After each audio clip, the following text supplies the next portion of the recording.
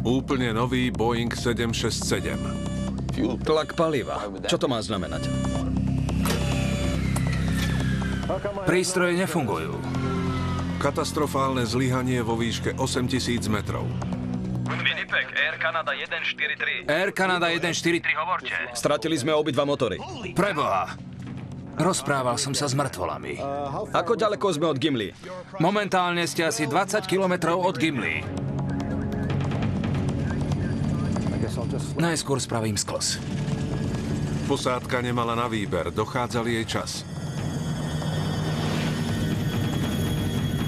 Pilotovali 95-tonové lietadlo, ktoré sa rýchlo rútilo k zemi.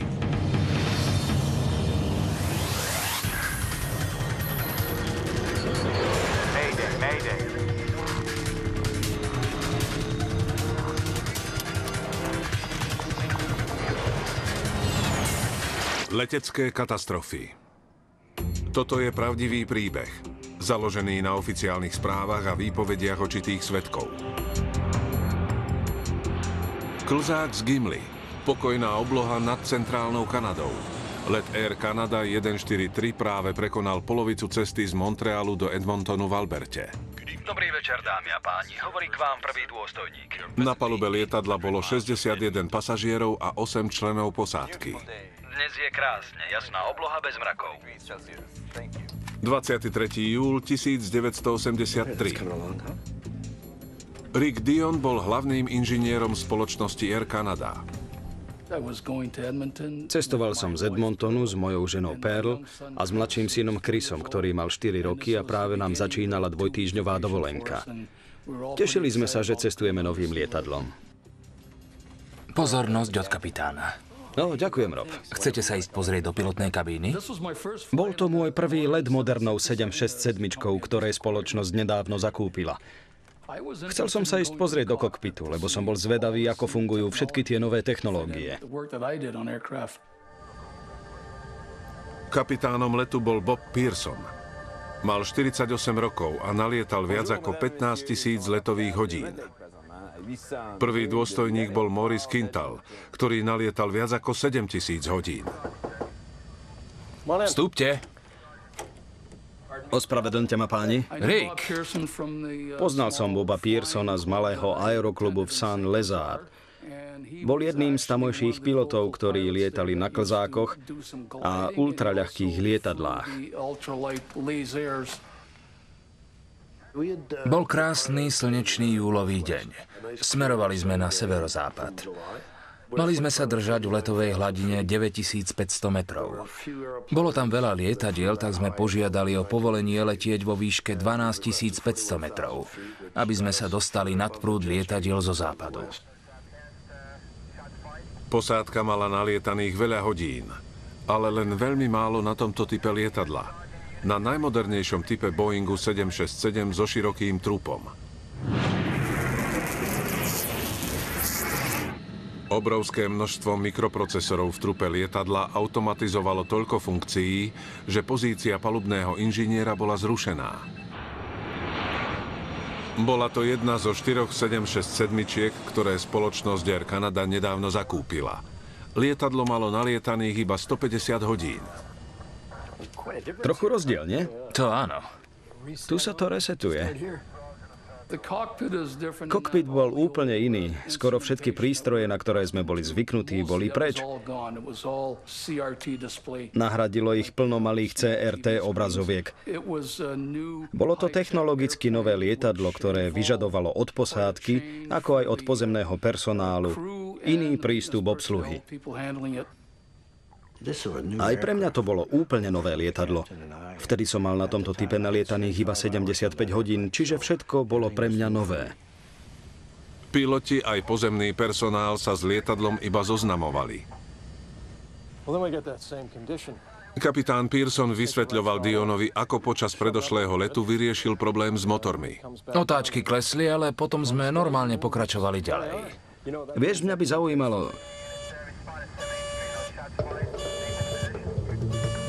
Tlak paliva? Čo to má znamenať? Varovný signál upozornil posádku, že jedno z palivových čerpadiel dáva nízky tlak. Niečo je s palivovým čerpadlom.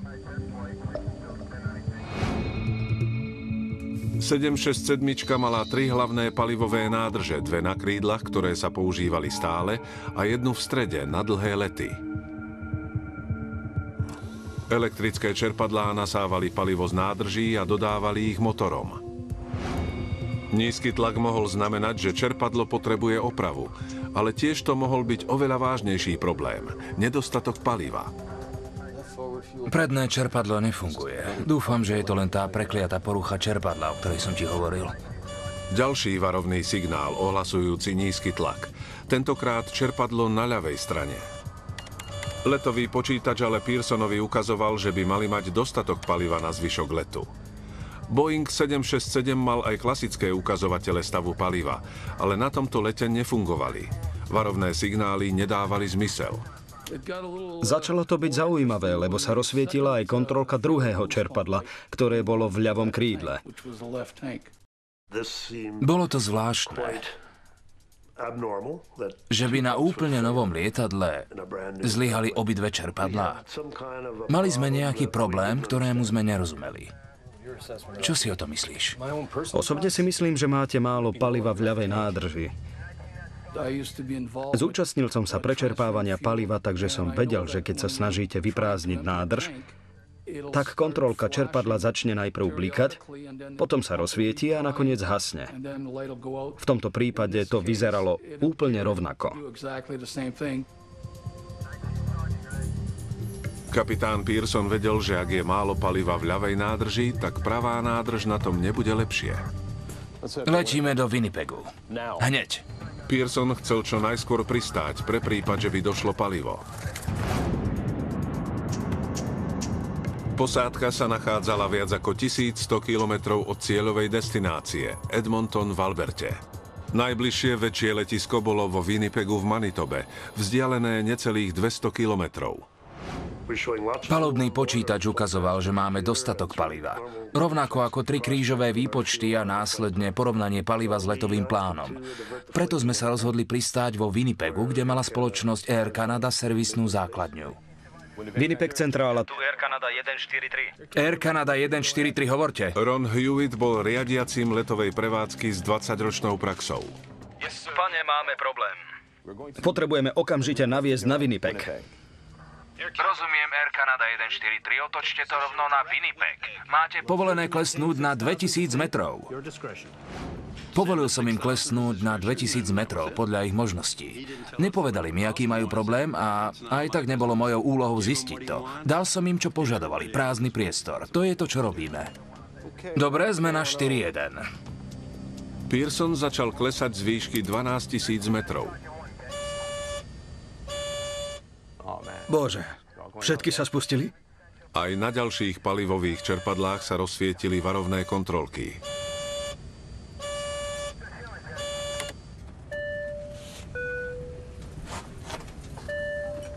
Quintal dal posádke povel, aby pripravili cestujúcich na núdzové pristátie.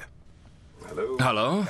Kabína, myslíme si, že máme problém s palivovým systémom. Let odkláňame smerom do Winnipegu. Poprosím, všetci stevardi, príďte do prednej kuchyne. Dúfam, že je to len falošný poplach. Rick, napadá ti niečo, čo sme nespravili? Nie, nič, Bob.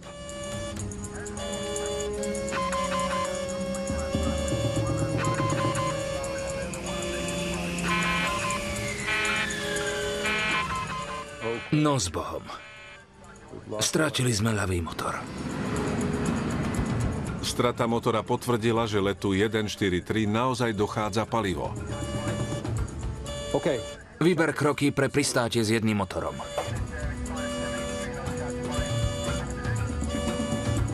Pearson bol vycvičený tak, že dokázal pristáť so 767 aj s jedným fungujúcim motorom. Ale nikto neskúšal pristáť bez jediného funkčného motora.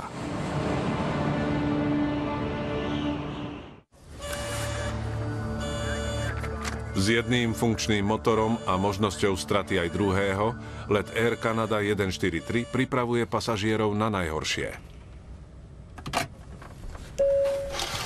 Dámy a páni, hovorí hlavný steward. Pre mechanickú poruchu sa musíme pripraviť na núdzové pristátie. Prosím vás, aby ste sa vrátili na svoje miesta a zapli si bezpečnostné pásy. Posádka je vycvičená na zvládnutie takýchto situácií, preto už aj začala s prípravou lietadla. Nemala som poňatia o tom, že máme poruchu v palivovom systéme, rovnako ako zvyšok posádky. Nevedela som, prečo letíme do Winnipegu. Priblíženie pristátie klapky 20. Pozemné klapky nepoužívať. Keď prechádzali kroky pre pristátie, začali blikať aj kontrolné svetlá na pravej nádrži, rovnako ako predtým na ľavej. Zamestnávalo ich odstavenie prvého motora, čiže si nevšimli varovné svetlá. Mal som ich priamo pred očami a tak som vedel, že čoskoro stratíme aj druhý motor. Čo to bolo?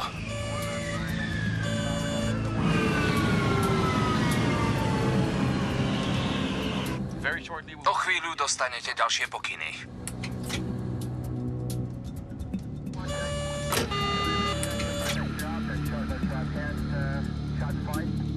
Prístroje nefungujú? Farebné obrazovky ukazujúce stav motorov odrazu zostali čierne. Dámy a páni, prosím, zachovajte pokoj a držte sa našich pokynov.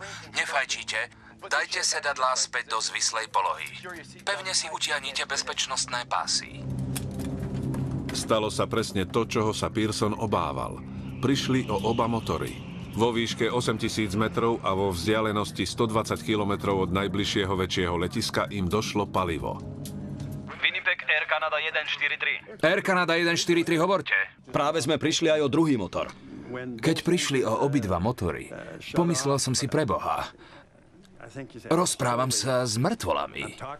Na simulátore sme trénovali, ako zvládnuť výpadok jedného motora. Ale nikdy sme netrénovali úplné zlyhanie motorov. A pochybujem, že nejaký pilot mal niekedy takú príležitosť. Vyzerá to tak, že prišli o motory. Bolo veľmi nepravdepodobné, že by to prežili. Už som ich videl, ako skúšajú urobiť zatáčku a padajú do vývrtky. Motory lietadla poskytujú nielen ťah, ale produkujú aj energiu potrebnú na riadenie. Lietadlo by bolo neovládateľné, ale moderné lietadlá sú ako švédske nožíky. Vždy majú nejaké ESO v rukáve. V prípade straty energie automaticky vysunú rad, náporovú turbínu. Pomocou pružiny sa vyklopí náporová turbína. Vrtuľa turbíny poháňa malé hydraulické čerpadlo, ktoré je asi také veľké ako vrtuľa na Cessne 150. Stačí na to, aby základné systémy fungovali.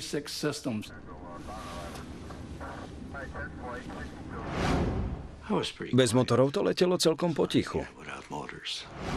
Pearson vedel, že im dochádza čas. Potreboval súradnice najbližšej pristávacej dráhy. 143 Mayday. Potrebujeme súradnice najbližšej možnej pristávacej dráhy. 143, rozumiem. Strata motorov nečakane skomplikovala riadiacemu stredisku situáciu. Zmizli. Pred chvíľou boli tu. Stratili sme ich. Zmizli z obrazovky. Potrebujem údaje z radaru.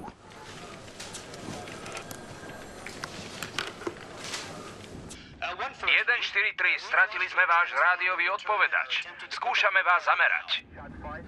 Pracovali sme s odpovedačmi. Volali sme to sekundárny radar. Zachytávali sme signál identifikujúci každé lietadlo.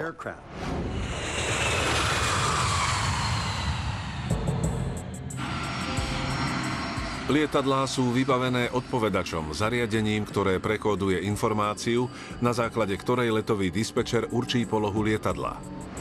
Keď let 143 stratil aj druhý motor, boli záložnou energiou zásobované iba najpotrebnejšie zariadenia. A odpovedač nepatril medzi ne. Čiže lietadlo zmizlo z Hewittovej obrazovky. Let 143 bol niekde na východ od Winnipegu, ale nikto nevedel, ako ďaleko je. Napriek obrovskej hmotnosti sa 767 po strate motorov nezrútila. Vďaka aerodynamickým tvarom pomaly klzala dole k zemi.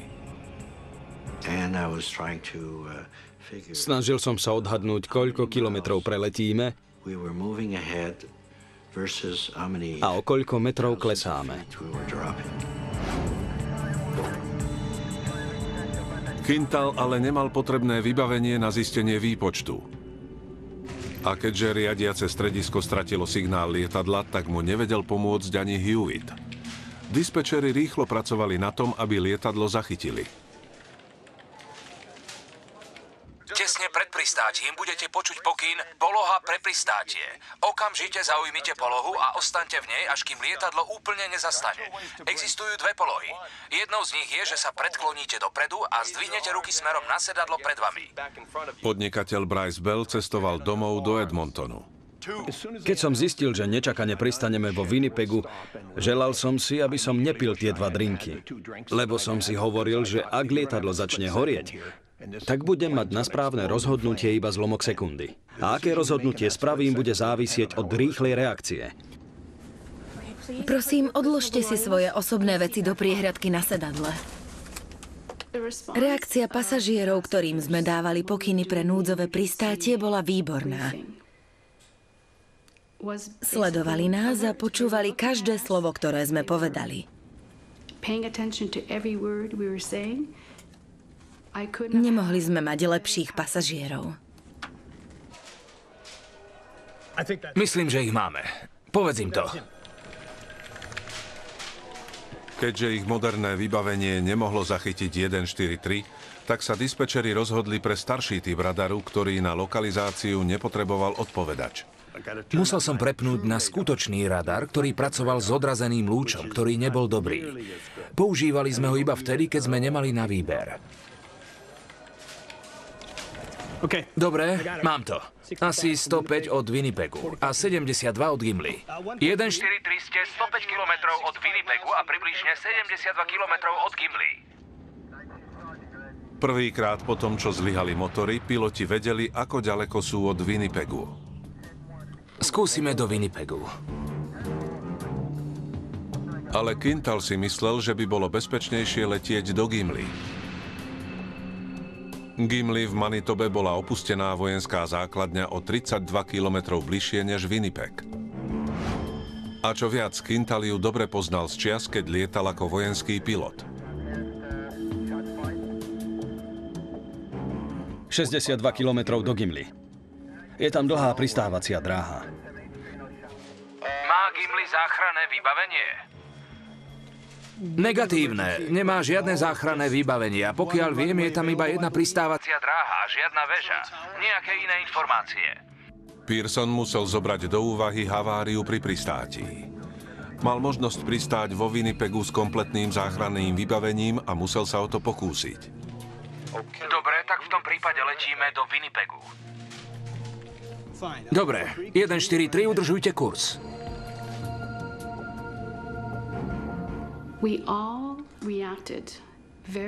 Všetci sme reagovali veľmi profesionálne. Stále sme im dávali pokyny, ale nikto sa na nikoho nepozrel. Asi sme sa báli, že by sme sa mohli psychicky zrútiť. Rodičia objímali svoje deti a ľudia písali na kúsky papiera svoju poslednú vôľu, odkazy pre najbližších a tak podobne. Bolo to nervydrásajúce. 143, máte čas na otázku? Áno, hovorte. Koľko ľudí sa nachádza na palube? Počet ľudí na palube bol 69, ale Quintal v strese udal menej ľudí, ako bolo v skutočnosti na palube. Na palube je 33 ľudí vrátane posádky. Dobre. Musel som sa opýtať na počet ľudí na palube. Aj keď som vedel, že sú zaneprázdnení. Mohlo sa to zrútiť do jazera alebo na pole. Vedel som, že na takýchto veľkých lietadlách môže byť aj 300 ľudí. Preto som si povedal, aspoň, že ich tam nie je 300. Myslel som na všetko, čo som v živote nespravil. Ľutoval som, že som nebol k ľuďom milší. Myslel som na to, ako som prikladal dôležitosť veciam, ktoré boli bezvýznamné v porovnaní so skutočnou realitou. Bolo to zdrvujúce. Pamätám si, ako som matke s dieťaťom do očí povedala: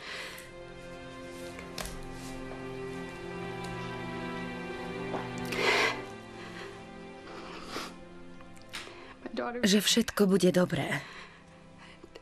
A že aj ja mám malú dcéru, Viktóriu. A preto som bola na seba hrdá, že som dokázala byť taká silná a povedať jej, že všetko bude v poriadku priamo do očí. Dobre, ako ďaleko sme od letiska? Ste 56 kilometrov, oprava 63 kilometrov od Winnipegu.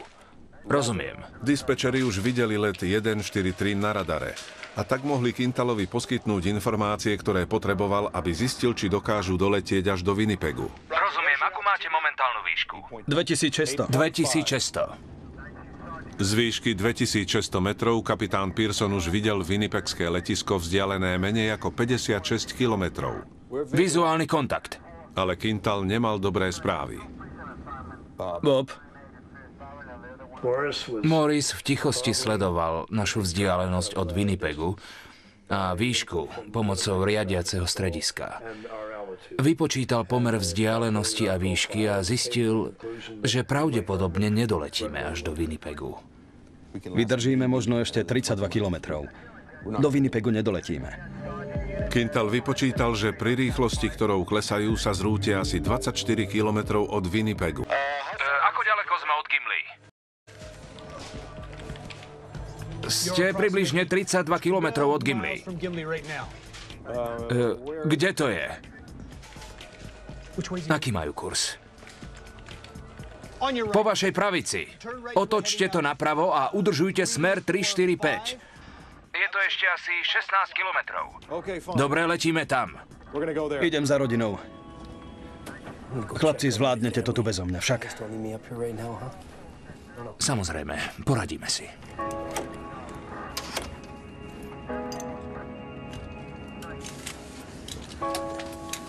Nebojte sa, všetko je v poriadku. Majú to pod kontrolou. Uistite sa, či ste pevne pripútaní, dobre?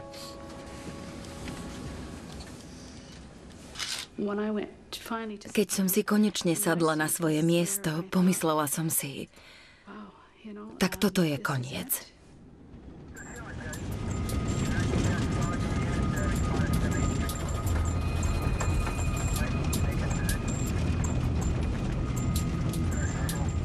Vysunúť podvozok. Rozumiem. Prvý dôstojník vysunul podvozok. Keďže hydraulika nefungovala, Quintal spravil kúsok známy ako gravitačný pokles. To znamená, že podvozok sa vďaka gravitácii a pomocou vlastnej váhy sám vysunul. Hlavné podvozky sú ťažké.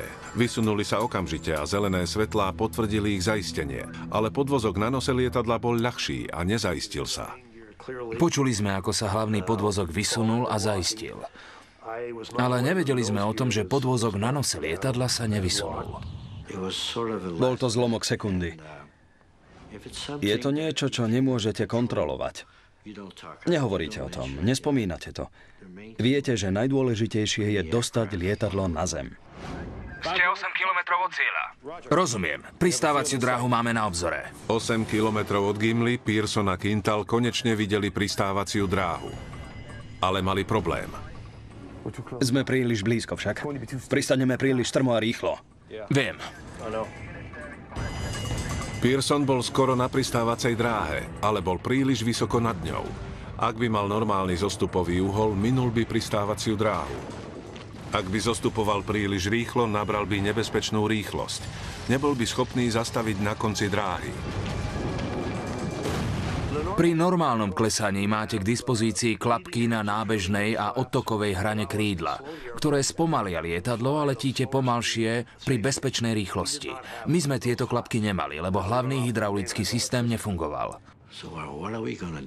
Zvažovali sme rôzne možnosti. Jednou z nich bolo spraviť 360 stupňový obrat a tak stratiť nadbytok výšky. Avšak zabralo by to asi 3 minúty. a už vtedy sme klesali rýchlosťou 750 metrov za minútu. Asi 900 metrov nad zemou lietadlo nemalo dostatok výšky na spravenie úplnej zatáčky. Lietadlo by sa zrútilo k zemi predtým, než by sa vrátilo naspäť. Pearson vybral druhú možnosť. Spravím skos. Rozhodol sa spraviť manéver nazývaný sklz po krídle. Manéver, o ktorom komerčné linky ani nepočuli, ale bol využívaný pilotmi klzákov. A Bob Pearson mal veľa skúseností s lietaním na klzáku. Jednoducho spravím sklz a tesne nad pristávacou dráhou to vyrovnám. Dobre. Sklz po krídle zahrňa úkon známy ako skríženie kormidiel. Ideme na to. Pearson naklonil lietadlo tak, aby padalo bokom. Tým dosiahol klesanie bez toho, aby zvýšil rýchlosť. Pearson tento manéver nikdy predtým neskúšal a poprvýkrát sa o to pokúsil na Boeingu 767. Jediný spôsob, ako som mohol ovládať klesanie a rýchlosť lietadla, bolo zvýšenie odporu vybočením lietadla. Musel som skrížiť kormidlá, smerovku na chvoste a krídelka na krídlach vychýliť do rôznych smerov. Nie súhlasne, ako pri normálnej zatáčke. Lietadlo sa dostalo do sklzu a ja som mohol ovládať aj rýchlosť letu, aj rýchlosť klesania. Pearson ovládal klesanie lietadla pomocou smerovky na chvoste a vyrovnávacích krídeliek. Skríženie kormidiel vyžaduje nakloniť krídelká na jednu stranu a smerovku lietadla na druhú tým, že ich tlačíte proti sebe. Lietadlo sa otočilo bokom a Pearson získal riadenie. Ako sa let 143 rútil k zemi, Quintal prišiel na niečo, čo neočakával. Dráha, na ktorej trénoval pred 15 rokmi,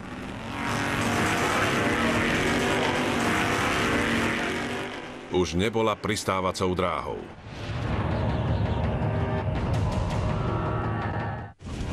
Kapitán Bob Pearson bol bez paliva, motorov a možností. Ak lietadlo nevyrovná tesne nad pristávacou dráhou v Gimli, už nedostane druhú šancu.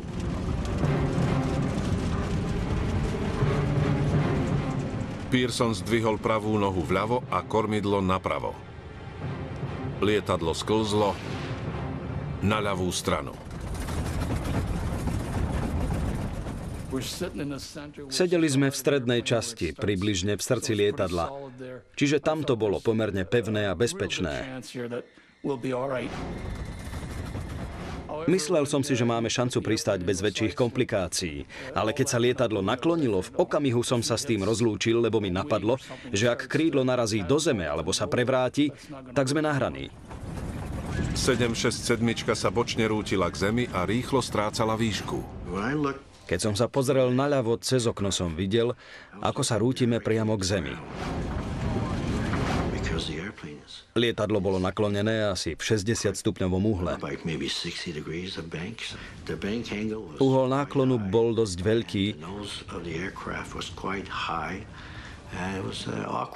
a bolo to pre mňa veľmi nepríjemné. Neviem si ani predstaviť, aké to mohlo byť pre pasažierov.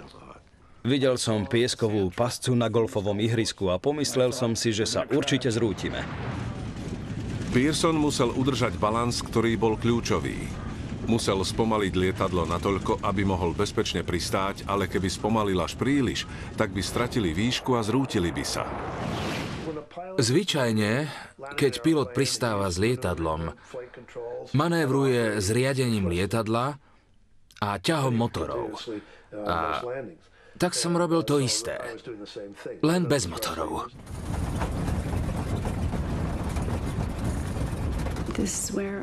Prisahám, myslela som na moju dcéru Viktóriu, ako zostane sama s mojím manželom.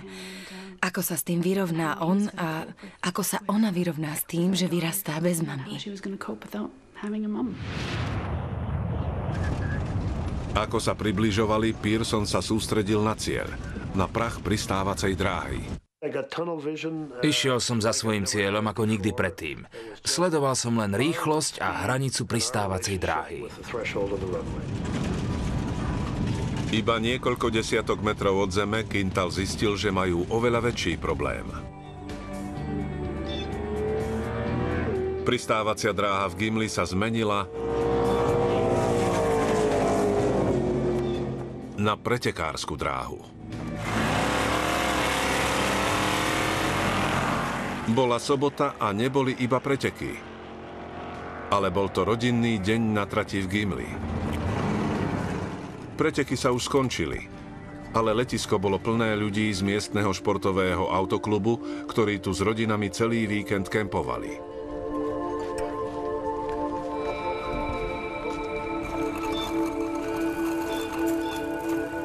Dve deti sa bicyklovali po pristávacej dráhe.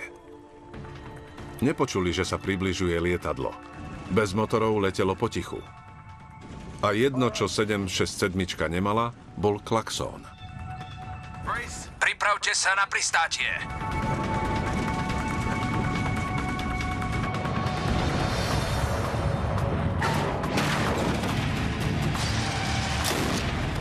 Keď sa nos lietadla dotkol dráhy, znelo to, ako keby vám niekto vystrelil pod nohy. Predný podvozok sa okamžite zasunul. Pearson prudko brzdil. Dve pneumatiky praskli. Spodok pravého motora drel dráhu. Bol som ako robot. Absolútne nič som necítil. Pearson konečne uvidel, čo im stojí v ceste. Keď som zbadal tých dvoch chlapcov na bicykloch, boli asi pár stoviek metrov pred nami. V jednom momente som videl, ako jeden z chlapcov zdvihol hlavu a ostal v šoku. Blížilo sa obrovské lietadlo. Ešte stále si pamätám tú hrôzu na ich tvárach, lebo boli tak blízko. Bez predného podvozku na riadenie bolo Pearsonovou jedinou nádejou uvoľniť brzdu na pravej alebo ľavej nohe hlavného podvozku. Vtedy sa mi na chvíľu zastavilo srdce. Deti spanikárili a pokúsili sa lietadlo predbehnúť. Nechcel som nabrať tých chlapcov lietadlom a preto som to chcel otočiť na trávnik. Ale na západnej strane pristávacej dráhy boli kempisti, ktorých som si predtým nevšimol, až kým sme sa nosom nedotkli zeme. Ešte stále si pamätám, ako ľudia po ľavej strane grilovali. Dino Calvert prišiel s priateľmi na víkendové preteky. Jeden z chlapcov odrazu naskočil do auta a vyštartoval. Pomyslel som si, no, takto sa väčšinou nejazdí. A potom som sa pozrel hore a zbadal dym. Pearson urobil všetko preto, aby zastavil lietadlo včas. Preboha!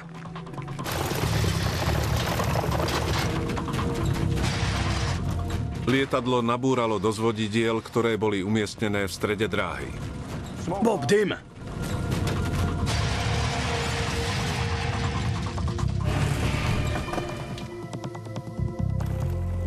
Sedemnásť minút po tom, čo im došlo palivo, Boeing 767 let Air Canada 143 konečne zastal na zemi. Si v poriadku? Odrazu niekto vykríkol hurá a ľudia začali tlieskať. Boli sme takí vďační, že sme to zvládli. Keď ste presvedčení, že sa zrútite, tak si myslíte, že sa trub lietadla rozlomí a začne horieť. Evakuácia! Evakuácia! Evakuácia! Musíme sa dostať z lietadla. Hustý dym sa rýchlo šíril z kabíny do zvyšku lietadla. Posádka chcela dostať všetkých z lietadla ako najrýchlejšie sa dalo.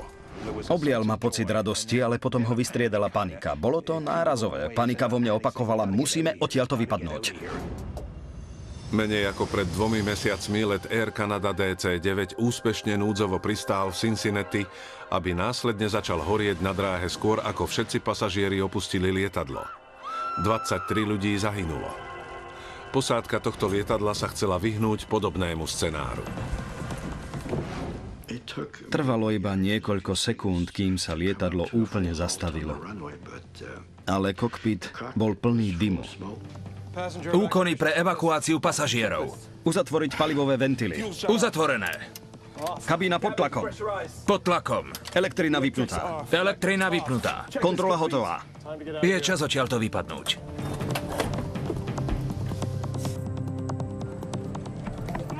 Chlapi, berte hasiace prístroje. Schmatli sme hasiace prístroje, lebo nikdy nejdeme na pretekársku dráhu bez nich. Bežali sme k lietadlu. Otvorili sa dvere a vystrelili sa záchranné šmykľavky. Vyzeralo to, ako keby pavúk rozťahoval nohy. Zdalo sa mi, že lietadlo zastavilo tak, že pomaly stálo na nose. Keď som otvorila svoje dvere, zistila som, že šmykľavka je príliš strmá. Pomyslela som si, preboha, ako dostaneme pasažierov dole. Keďže nos lietadla sa dotýkal zeme, dve zadné šmykľavky nedosiahli až dole. 10 ľudí sa pri evakuácii ľahko zranilo. Väčšina z nich na zadných šmykľavkách. Na záložnej frekvencii som počul, že jedna zo 767 bezpečne pristála. A je celá. Vtedy sme sa začali radovať. Bol som rád, lebo všetci tí ľudia budú večer spať vo svojich posteliach.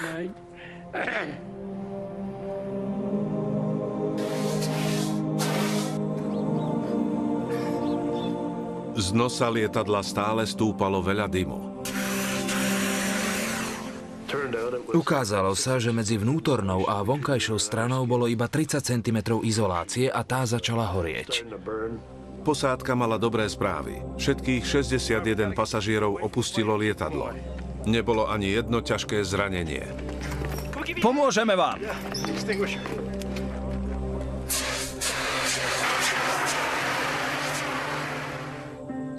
Bob Pearson dokázal niečo, čo nikto nikdy predtým. Bezpečne pristál so 767 bez motorov. Doklzal sa do bezpečia z výšky viac ako 8000 metrov.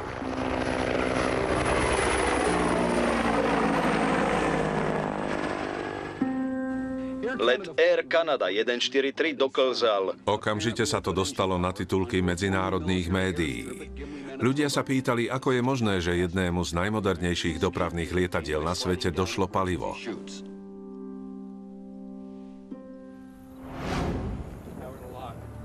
Hneď na druhý deň sa začalo vyšetrovanie. Bill Taylor a Diane Rocheleau z Leteckého úradu pre bezpečnosť v Kanade boli na mieste nehody prví. Vtedy som bola mladšou inžinierkou, pracovala som pre Transport Canada iba rok. Ísť na miesto nehody poprvýkrát bolo veľmi vzrušujúce, bolo to niečo nové, bolo to úplne nové lietadlo. Keď sme sa dostali k palivovému systému, nechal som Diane údaje z počítača.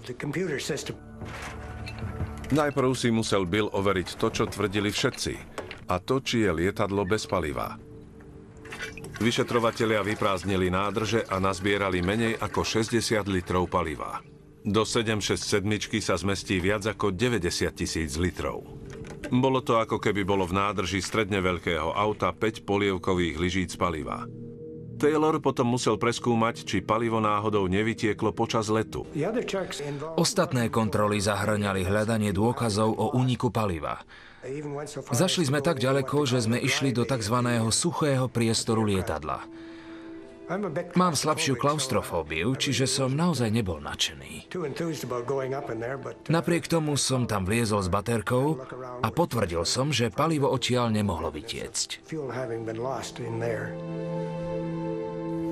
Taylor mal jediné vysvetlenie. Let 143 vzlietol s nedostatkom paliva. Vyšetrovatelia potrebovali zistiť, prečo. Neverím, že je celé. Diane Rocheleau začala hľadať odpovede na danú otázku v elektronickom priestore pod kabínou. 767 bol novší typ lietadla a mala veľké množstvo počítačových systémov. Domnievala som sa, že dôvodom bolo rýchle uvedenie na trh v roku 1982, kedy elektronika v takom rozsahu nebola dostatočne overovaná. Rocheleau potvrdila, že digitálny procesor ukazovateľa stavu paliva na tomto lietadle bol nefunkčný. V Montreali nemali náhradný, čiže ho nevymenili.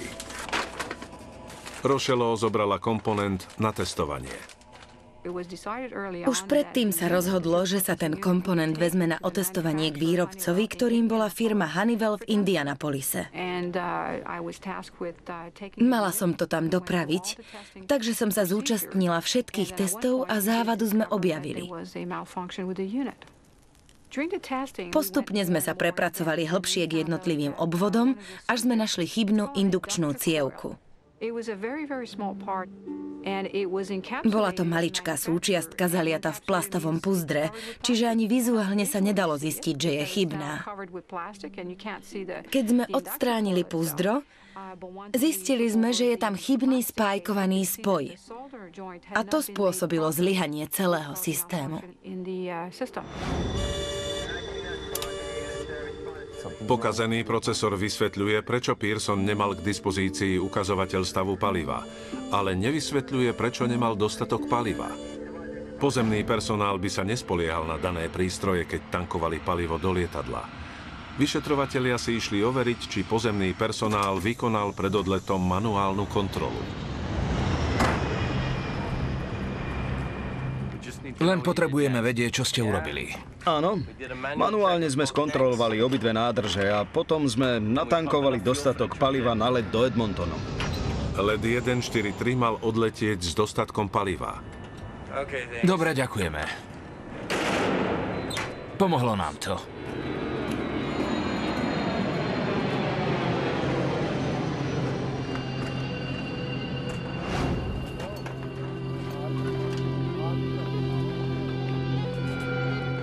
Vyšetrovatelia musia prísť na to, ako mohlo jedno z najmodernejších dopravných lietadiel na svete vzlietnúť a prísť v polovici letu o palivo.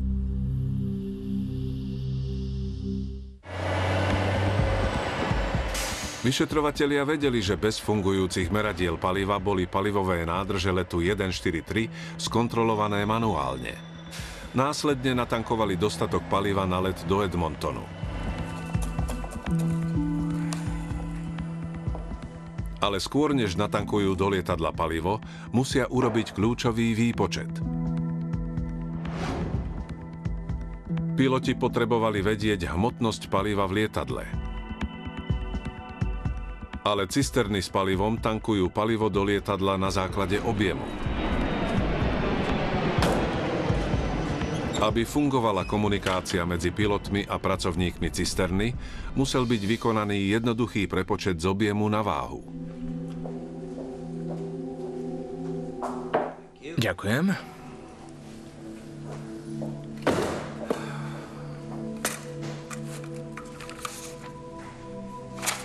Vyšetrovatelia opakovane skontrolovali výpočty.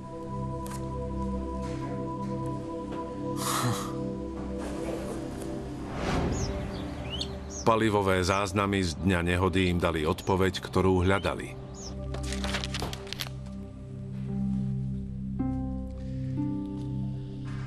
Toto je typický palivový záznam. Vyšetrovatelia skúmali výpočty pre let 143. A toto je z letu 143. Hľadali všeličo, ale nič také jednoduché. V zázname bolo jasne zapísané, koľko bolo paliva v pravej a koľko v ľavej nádrži. Ale vyšetrovateľov znepokojovali dve konkrétne čísla. Jedno prekonvertovalo objem na kilogramy a druhé na libry. Nemali používať obidve miery.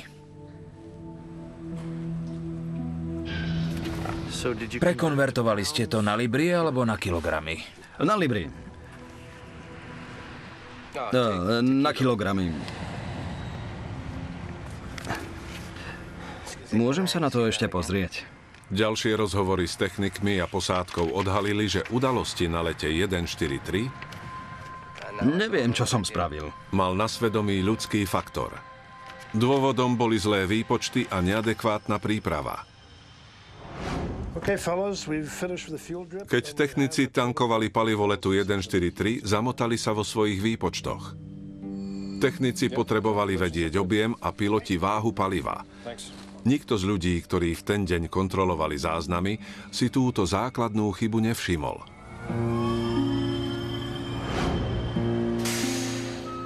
V roku 1983 bol kanadský pozemný personál zvyknutý konvertovať množstvo paliva natankovaného do lietadla na libry. 767 bolo prvé lietadlo spoločnosti Air Canada, ktoré malo metrické palivové merače. Pearson a Quintal mali požiadať o palivo nie v librách, ale v kilogramoch, čo vyžaduje iný výpočet. Let 143 potreboval na let 22 300 kg paliva. A namiesto toho im natankovali 22 300 libier. 1 libra je asi pol kilogramu, čiže natankovali iba polovicu paliva potrebnú pre let. To vysvetľuje, prečo Pearsonovi letový počítač ukazoval, že majú dostatok paliva. Na začiatku nahodil nesprávne množstvo. V minulosti množstvo paliva počítal palubný inžinier. Táto nehoda vyvolala dôležitú otázku. Kto z dvojčlennej posádky to mal mať na starosti? V týchto prípadoch je odpoveďou lepšia príprava. Keby mali všetci presne vžité dané postupy a vedeli by, kto za čo zodpovedá, k chybe by nedošlo. Posádky vedia, kto za čo zodpovedá, no v tomto prípade to nebolo doriešené. Nebol určený nikto konkrétny, kto by zodpovedal za kontrolu a natankovanie správneho množstva paliva. Následné vyšetrovanie zistilo, že nikto zo zúčastnených neprešiel školením na prepočet z metrickej sústavy. Ani pozemní technici, ani piloti. Neprešiel som školením ani ja a ani nikto z nás neabsolvoval školenie na takéto výpočty. Počítač, ktorý nahradil v 767 palubného inžiniera, bol nefunkčný a nikto nevedel, kto má robiť jeho prácu. Let Air Canada 143 havaroval kvôli ľudským chybám. Cieľom bolo zabrániť takýmto situáciám, aby sa už nikdy neopakovali. Museli sme vytipovať slabé miesta v systéme a vykonať preventívne opatrenia, aby sme sa v budúcnosti vyhli katastrofám.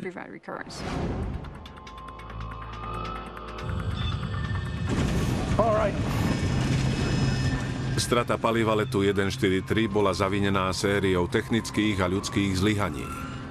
Ale v ten deň mohli aj iní ľudia prísť o život. Keby sa podvozok na nose lietadla vysunul, tak by Pearsonovi trvalo oveľa dlhšie, kým by zastavil. Lietadlo mohlo vletieť medzi ľudí, ktorí v ten deň boli na trati, čo by malo katastrofálne následky. Mohlo byť oveľa viac zranených a dokonca aj straty na životoch. Pearson a Quintal boli z časti obvinení z nehody. Vládne vyšetrovanie odporúčilo spoločnosti Air Canada prehodnotiť školenie leteckého a pozemného personálu, čo sa týka prepočtu paliva do metrickej sústavy. Tiež im odporúčili, aby mali k dispozícii viac náhradných dielov, ako je palivový merač.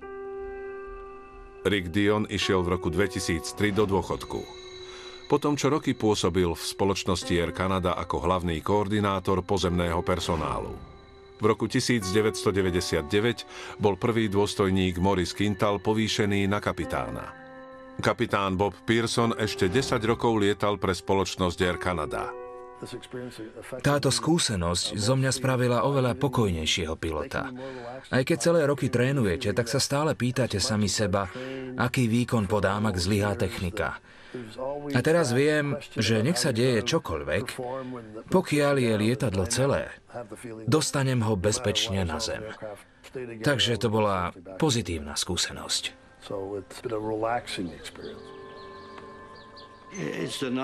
Viete, že dokážete konať aj pod stresom.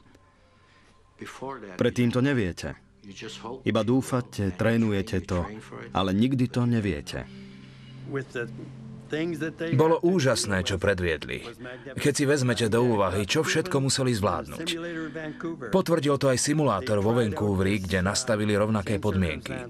Všetky posádky havarovali. Najdôležitejším zistením bolo zrejme to, že po zavedení akejkoľvek novinky je nutné venovať pozornosť výcviku a overiť si, že ľudia vnímajú všetky nové riziká. Keď lietadlo pristálo v celku, pomyslela som si, mám druhú šancu letieť.